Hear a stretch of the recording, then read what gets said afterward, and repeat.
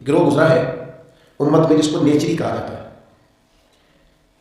یہ باقاعدہ فرقہ تھا اور اس فرقے کے بڑے شخص کا اگر میں آپ کو نام بتاؤں تو آپ سارے واقف ہیں. ان کے بڑے شخص کا نام تھا سر سید احمد خان. یہ نیچری تھے.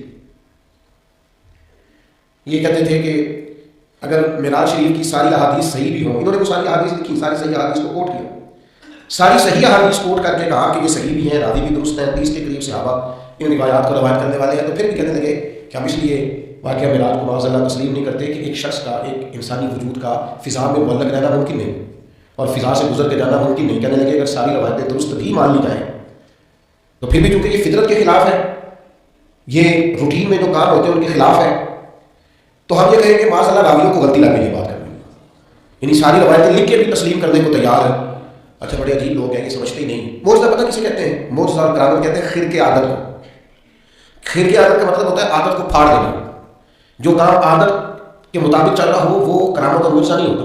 جو عادت سے ذرا ہٹ کے ہو اس کو معجزہ اور کرامت کہا جاتا ہے. جو روٹین میں چل رہا ہو وہ تو چل ہی رہا ہے روٹین میں. ہم کہتے ہیں کہ جب رب چاہتا ہے تو نبی کے ہاتھ پہ معجزہ ہوتا ہے، ولی کے ہاتھ پہ کرامت ہوتی ہے. آپ کہ جناب فلانا کام فطرت ہو رہا تھا، اصول کے ساتھ ہو رہا تھا، تو بالکل آپ کی بات ٹھیک ہے. فطرت یہی ہے کہ ماں اور باپ کے ملاپ سے اولاد پیدا ہوتی ہے، لیکن اگر رب چاہے نا تو جناب عیسیٰ کو بغیر باپ کے پیدا کر دیتا ہے. فطرت یہی ہے کہ بچے عمر کا کچھ حصہ طے کرنے کے بعد 3-4 سال کی عمر میں جا کر گفتگو شروع کرتے ہیں، لیکن اگر اللہ چاہے تو قرآن کہتا ہے کہ جناب عیسیٰ کو بوڑھے میں کہتے ہیں انی عبد اللہ آتانی الکتاب، میں اللہ کا بندہ ہوں اور کتاب لے کر آیا ہوں. یعنی وہ بوڑھے میں بھی یہ گفتگو کر دیتے ہیں اگر اللہ کسی کو معجزہ کہا جاتا ہے. اور کتاب و سنت اس سے الحمدللہ معمور ہے، بھرپور ہے. آپ کبھی غور فرماتے جائیں، دیکھتے جائیں. فطرت تو یہی ہے نا کہ مادر زاد اندھا، کوڑا، برس کے مریض، یہ سارے کسی طبیب کے پاس جائے، ڈاکٹر کے پاس جائے، علاج کرائے. اور آج کل کی ہماری زبان کے اندر اگر کوئی شخص مریض ہے تو پہلے وہ ٹیسٹ کرائے، پھر اس کے بعد ڈاکٹر کا تجویز کرتا نسخہ استعمال کرے، آپریٹ کی ضرورت ہے تو آپریشن کرائے، پھر ٹھیک ہوگا.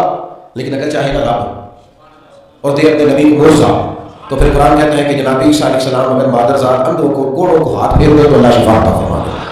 اور یہ تیسرے بارے میں آپ کو میسر آئے گا، ملے گا. اصول فطرت یہی ہے، مثال یہی ہے، روٹین یہی ہے کہ رب چاہتا ہے تو پھر انسان پیدا ہوتے ہیں، اللہ چاہتا ہے تو پھر حیوان پیدا ہوتے ہیں، رب چاہتا ہے تو چرندے پرندے پیدا ہوتے ہیں. لیکن اگر اللہ چاہے اور اپنے نبی کو معجزہ دے تو پھر حضرت عیسیٰ علیہ السلام مٹی کی مورت بنا کے پھونک دے تو اللہ تعالیٰ اسے زندگی عطا فرما دے گا.